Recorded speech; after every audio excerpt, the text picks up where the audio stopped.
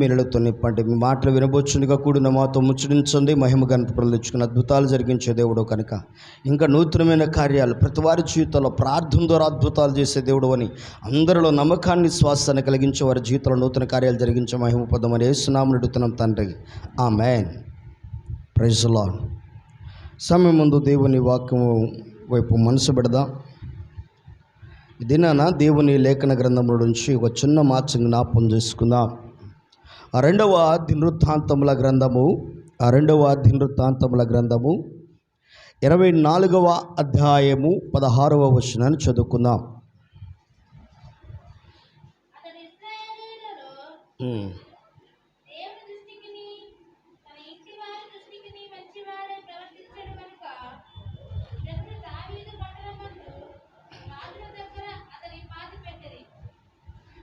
గమనించండి, ఇక్కడ ఒక వ్యక్తిని గురించిన మాట వింటూ ఉన్నాం. అతడు ఏం చేస్తున్నాడు అనే విషయాన్ని తన జీవిత చరిత్రలో ఒక శ్రేష్టమైన మాట అక్కడ రాయబడిన మాటను చూస్తూ ఉన్నాం. మరోసారి చదువుకుందాం ఆ మాటను.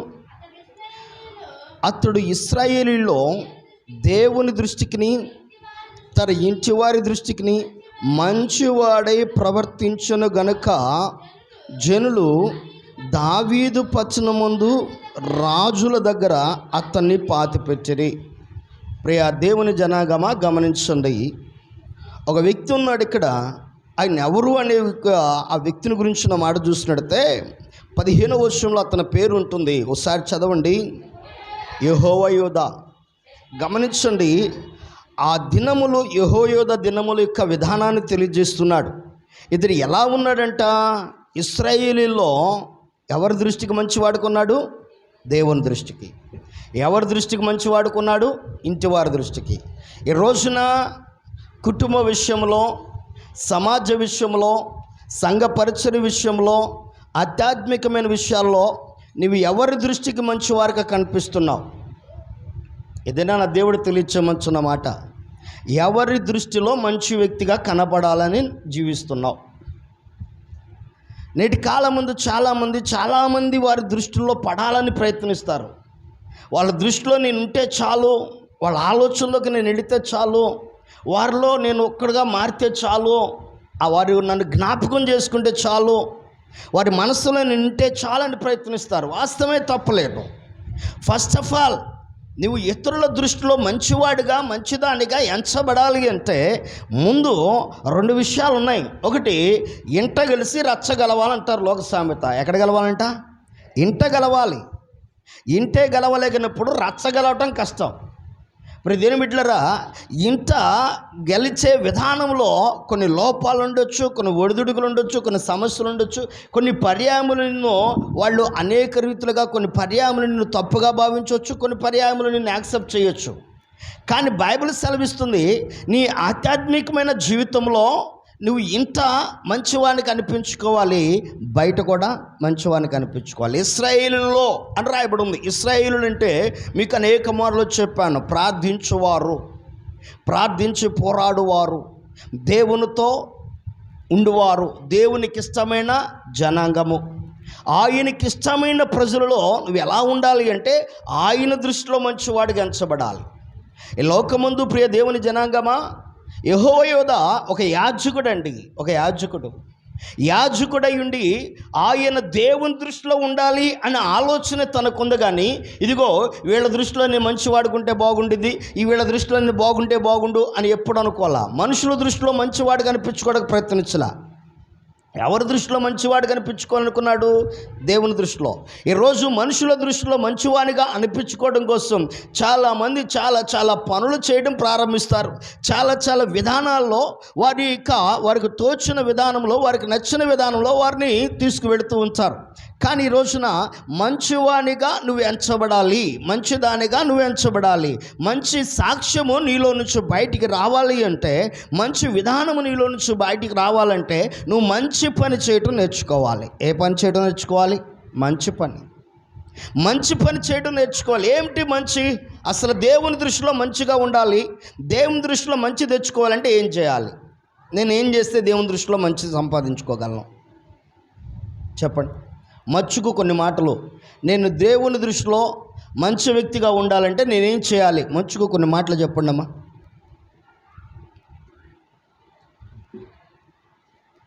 చెప్పండి. ఒకటి, పేదవాళ్ళకి సహాయం చేయటం.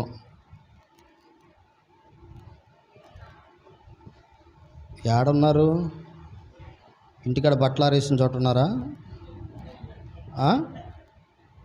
లేక దాంట్లో బయట వేసిన చోట ఉన్నారా? ఏడున్నారంట?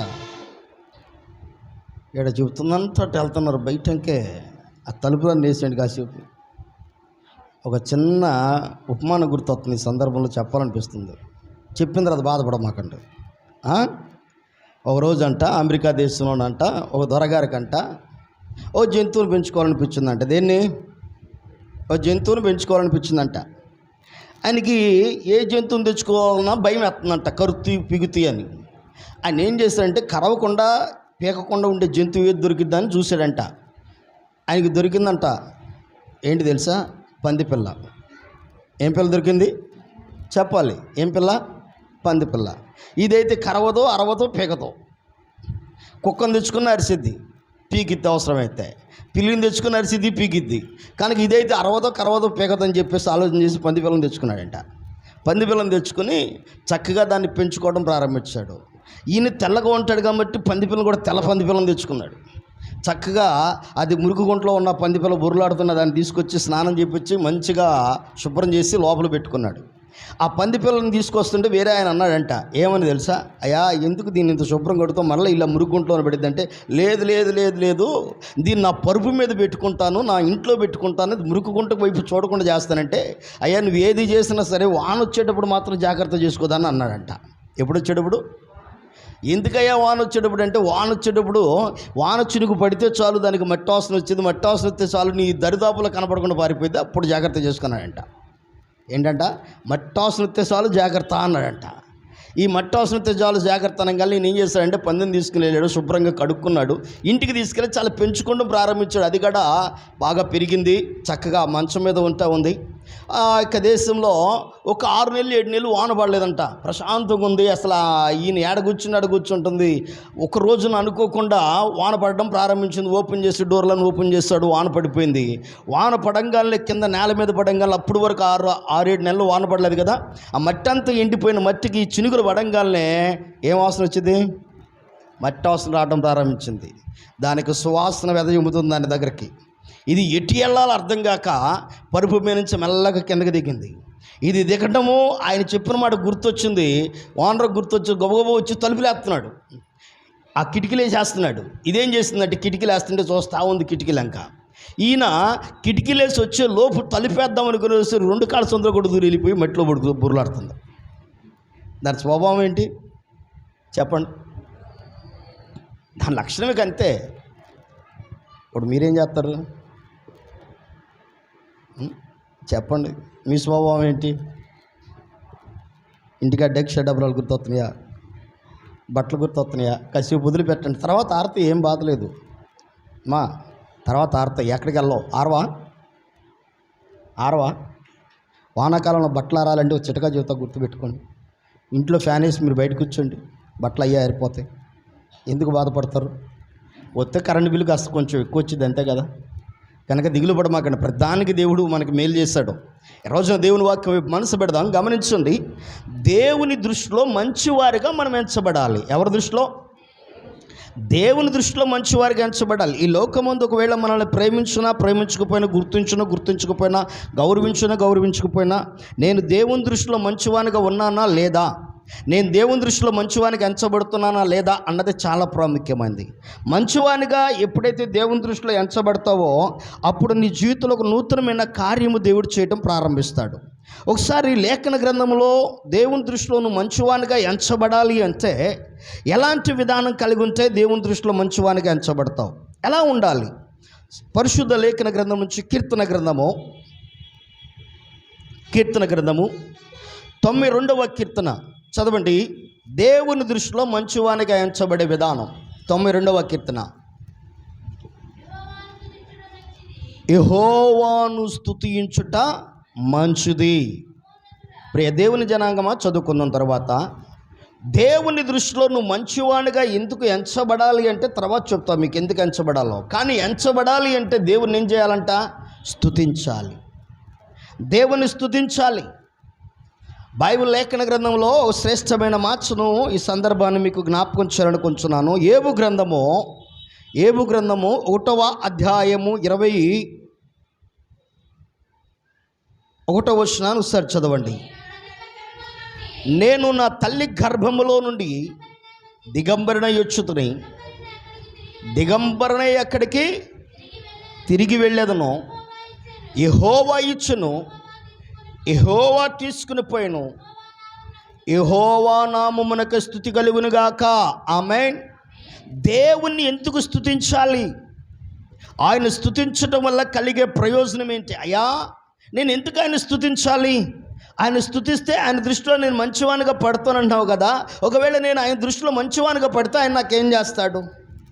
ఈ రోజున ఒక మనిషిని దృష్టిలో మంచివానిగా ఉంటే నీకేదో ఒకటి సహాయం చేస్తాడు. నోరు మంచిదైతే ఊరు మంచిదైతే అంట. ఇప్పుడు దినబిడ్డారా, బాగా గుర్తుపెట్టుకోండి. నోరు మంచిదైతే నోటి నిండి ఎప్పుడు చూసిన వాంగాలే యాలుక్కాయలు వేసుకుని తిరుగుతూ ఉండాలి, మంచిగా ఉంటుంది అది. అప్పుడు ఊరంతా సువాసన వస్తూ ఉంటుంది, అంతేనా? మరి ఏంటిది అది? దానికి అర్థం అమ్మా, కొంతమంది మాట్లాడితేనే వినబుద్ధి అయింది, కొంతమంది మాట్లాడితేనే చెవులు మూసుకుబుద్ధి అయింది. ఎందుకని? మాటే కదా ఏదైనా చెప్పాలి, ఏదైనా మాటే. కనుక కొంతమంది మాట్లాడితేనేమో ఇంకెంతసేపు విందామా అనిపించదంట. మరి కొంతమంది అబ్బాయి ఇప్పుడు ఆపేస్తారా బాబా అనిపించదంట. ఏంటి చెప్పండి దానికి అర్థం? రెండు విషయాలు మాటలే కదా. ఏంటి అమ్మా? రెండు మాటలే, కానీ వినబుద్ధి అయ్యే మాట ఏంటి? చెవులు మూసుకునే మాట ఏంటి?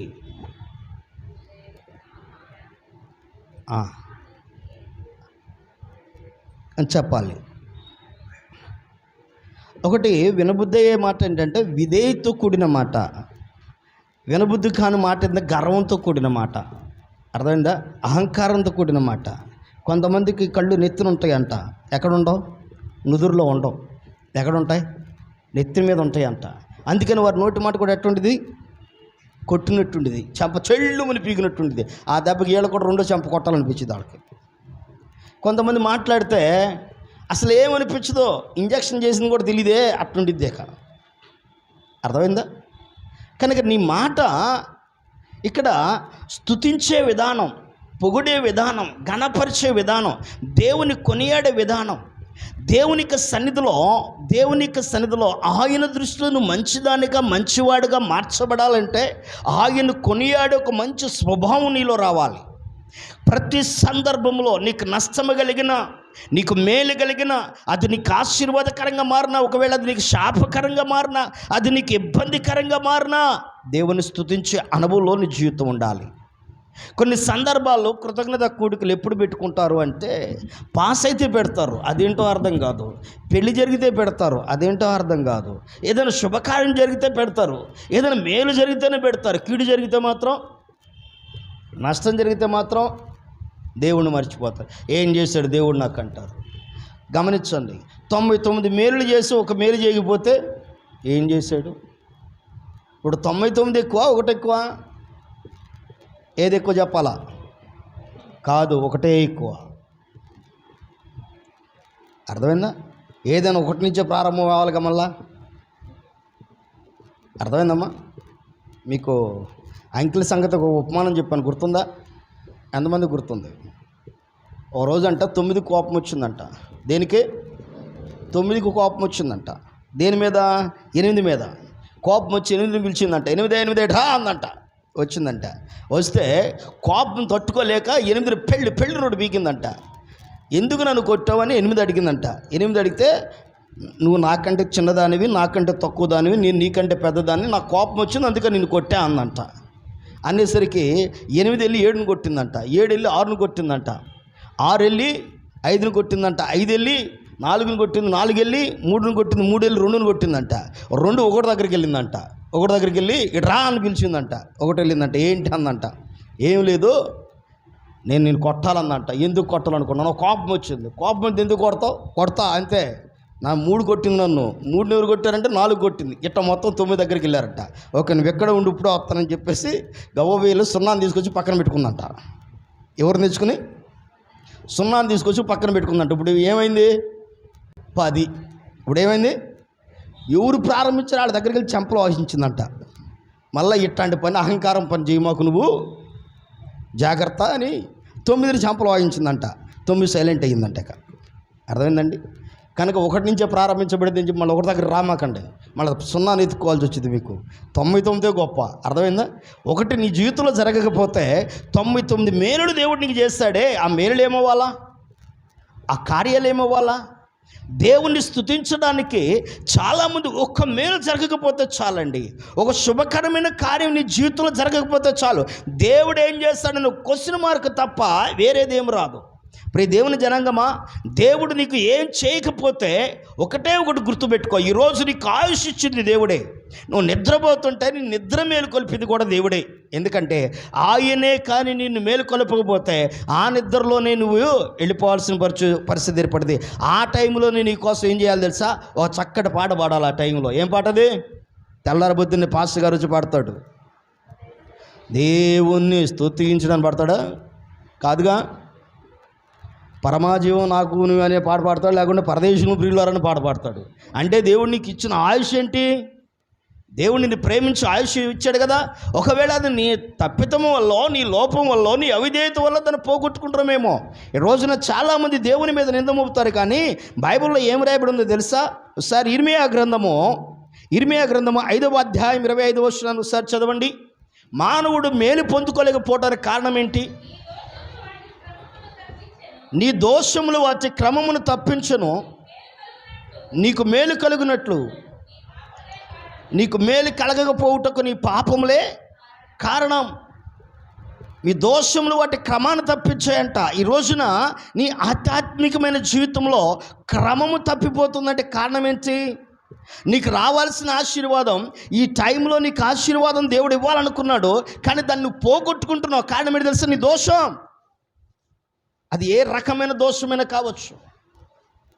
ప్రతి దేని బిడ్డలారా గమనించండి, బైబిల్ లేఖన గ్రంథంలో ఒక్కొక్క దోషమును ఒక్కొక్క ఆశీర్వాదాన్ని పోగొడుతుంది. ఒక్కొక్క దోషం ఒక్కొక్క రకమైన ఆశీర్వాదాన్ని పోగొడుతుంది. నిజంగా చాలా విషయాలు ఉన్నాయి, వాటి గురించి అన్వేషణ చేసినప్పుడు చాలా బాధ అనిపించింది. ఎందుకంటే మానవుడు తెలుసో తెలియక ఆ దోషపూరితమైన శాపంలోకి వెళ్ళిపోతున్నాడు. దానివలన ఆశీర్వాదాలను పోగొట్టుకుంటున్నాడు. ఏ రోజు రావాల్సిన ఆశీర్వాదాన్ని ఆ రోజు పోగొట్టుకుంటున్నాడు. పోగొట్టుకుని దేవుడు నన్ను ఏం చేస్తాడు, దేవుడు నన్ను ఎందుకు దీవించలేదు, దేవుడు నాకు ఎందుకు మేలు చేయలేదు, దేవుడు నాకు ఎందుకు ఇవ్వలేదు, దేవుడు నాకు ఎందుకు ఇవ్వలేదు, ప్రార్థన చేస్తున్న ఉపవాసం ఉన్న కడుపు కొట్టుకుండా అన్నీ చేస్తాడు. ఏదో సంథింగ్ మిస్టేక్ ఉంది. అదేంటో నువ్వు గ్రహించు. నీలో ఉన్న లోపమేంటో గ్రహించు. నీ ఆశీర్వాదం నీ దగ్గరకు రాకుండా ఆపుతున్న లోపమేంటో ప్రభువుని అడుకో. అంతేగాని ప్రభు మీద నిందే మాకు, ఆయన నాకేం చేస్తాడో అనే ఒక క్వశ్చన్ మార్క్ ఆయన మీద మాకు. ఏదో సంథింగ్ మిస్టేక్ నేను ఆపుతున్నది ఏదో అడుగు. ఉదాహరణకు నిన్నటి కాలం ముందు ఉపవాసం ఉన్నా, కడుపు కచ్చుకొని 3 గంటల వరకు ఉపవాసం ఉండి ప్రార్థన చేస్తూ ఉన్నా. మందిరంలో కూర్చుంది తెనాల్లో ప్రార్థన చేస్తూ ఉండగా దేవుని నన్ను అడుగుతూ ఉన్నా, ప్రభు ఒక శుభకరమైన ఆనవాళ్ళు చూపించు ప్రభు అని. ఇంటికి రాగానే కాస్త భోజనం చేశాను. భోజనం చేసి ఫోన్ ఒకటి తీసుకున్నా. ఫోన్ తీసుకుని నిద్రపోదాం అనుకున్నా, దోమలు కొడతామని అది అట్లా అంటం ప్రారంభించి అలా వెళ్ళిపోయింది. సాయంత్రం నాకు అర్థమైంది, ఇప్పటి వరకు ఒక శుభకరమైన ఆనవాళ్ళు నాకు కనపడలేదు, కారణం ఏంటి ప్రభు అని ఆలోచించా. అప్పుడు అర్థమైంది, ఫోన్ తీసుకుని తిప్పడం ప్రారంభించా. ఆ వీడియోలు ఈ వీడియోలు అన్నీ చేసి వచ్చింది ఏంటి అక్కడ నేను 3 గంటల వరకే చెప్పాలా ఏంటమ్మా? ఏం చేసి వచ్చారు? 3 గంటల వరకు కడుపు కట్టుకొని కన్నీరు కార్చి రోదన చేసి వచ్చా. రావటంతోనే చాట దొరికేసరికి వెళ్ళటం ప్రారంభించింది. అంటే ఒక శుభకరమైన ఆనవాళ్ళు నీ దగ్గరికి రాకపోవడానికి నాకు అనిపించిన మాట చూస్తున్నా. నిన్నటి కాలం ముందు నేను ఆ శుభకరమైన ఆనవాళ్ళు నేను గుర్తించలేకపోవడానికి, దాన్ని నేను పొందుకోలేకపోవడానికి కారణం నా బిహేవియరే నాకు అనిపించింది. ఎస్, నేను ఈ పనే చేయకపోయినట్టయితే కమ్మగా వచ్చి ముద్దన్న దీన్ని పడుకుని మరలా నేను పనికి నా పరిచయకి నేను వెళ్ళిపోయినట్టయితే ఎంత బాగుండేది. ఆ సేవకుడి గురించి వీళ్ళ గురించి వాళ్ళ గురించి అంటూ వచ్చిన ప్రతి వీడియోని చూసుకుంటా టైం అంతా వేస్ట్ చేసి పడేసుకుని ఆ సమయం అంతా పాడు చేసుకున్నానండి. తర్వాత రాత్రి కూడా బాధపడ్డానండి. ఎందుకు ఈ మాట చెప్తున్నానంటే, నీ జీవితంలో నీకు మేలు కలగకపోవటానికి ఒక లోపం మీద ఉంటుంది, దాన్ని గ్రహించు. దీనివల్ల ఏమో దేవుడు నాకు మేలు చేయలేకపోతున్నాడు, నేను మేలు పొందుకోలేకపోవడానికి కారణం ఇదేనేమో. అందుకని అంటాడు కదా యెషయా గ్రంథం 58వ అధ్యాయంలో ఏమంటాడు, ఒకసారి చదవండి 1-2 వచనాలు.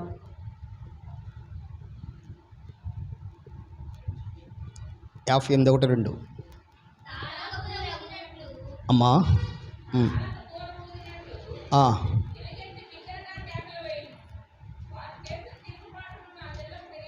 59 రక్షింపనేరక ఉండునట్లు యెహోవా హస్తము కురుచు కాలేదు, విననేరక ఉండునట్లు ఆయన చెవులు మందము కాలేదు.